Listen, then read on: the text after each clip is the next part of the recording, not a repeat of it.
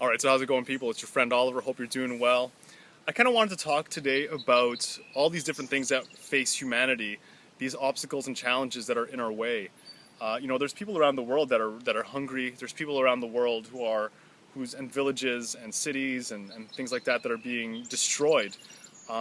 There's an obscene amount of aggression in the world, and our leaders are not doing a damn thing to help stop it. And I don't think that we can depend on one person to solve problems for the millions of us, the billions of us around the world. I just don't think we need it. I just don't think it's effective to think that one person knows what to do and that we could elect somebody to fix these problems. I think that's just an illusion that we buy into so that we could go on with our day with our self-indulgent ways in keeping up with the Joneses, in consuming things, in finding the latest gadgets, the latest toys, in playing the latest games, in buying the trendiest clothes, and consuming ourselves with just garbage propaganda in the media. And yes, you know what? There's genetically modified foods. There's problems with the way society is run, and these are. I mean, it's hard. I mean, I don't have the solutions. I don't think one person has the solutions. But I think one of the biggest obstacles that we face that can help bring about actual change, and it goes along the lines of what Gandhi says: "Be the change you wish to see in the world." It is the fact that we need to start learning how to act out of our own rational self-interest. That's right.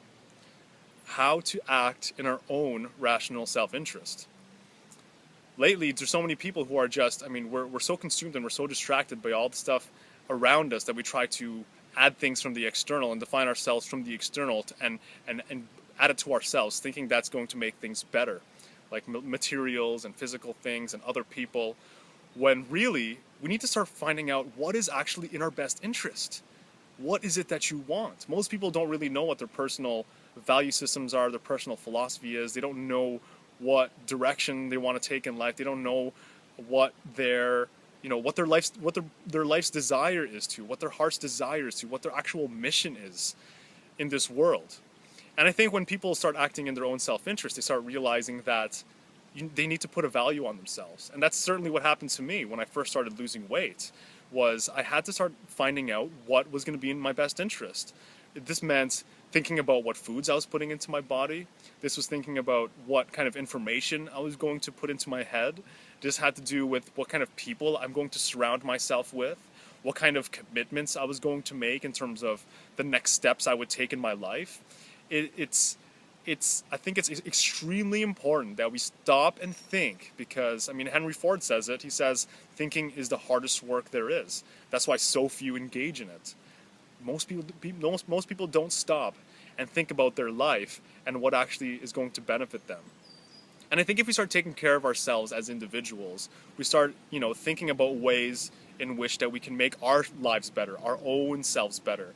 And when we do put that value and that love and that care for ourselves, we start to recognize and know ourselves. We start to seek self-knowledge and self-love. And I think with that self-relation, with that ability to relate with ourselves, we're able to relate with others. The fact that you know yourself is just going to give you a greater ability to be able to know others and recognize yourself in others.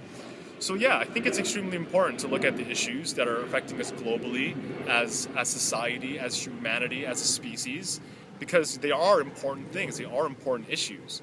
But if we start handing the responsibility off to major organizations or huge corporations or these leaders that we elect who really just spout out lies and break promises and are just bought and sold by lobbyists and special interest groups, then I don't think we're going to get anywhere, because we think that by placing a vote we're actually going to solve problems. We think that doing these things are actually going to fix things, when really in a lot of ways it's where we put our money. It's voting with your dollar. It's voting with your choice by who you surround yourself with.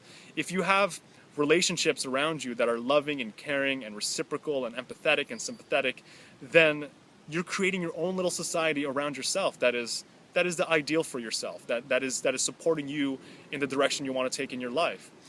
And I think that type of self-interest is going to be extremely important if we're going to start changing the world, if we're going to be the change we wish to see in the world. So I highly say that you try that on this week and consider the fact that you need to take a look at what is going to be in your own self-interest. Thank you. Take care.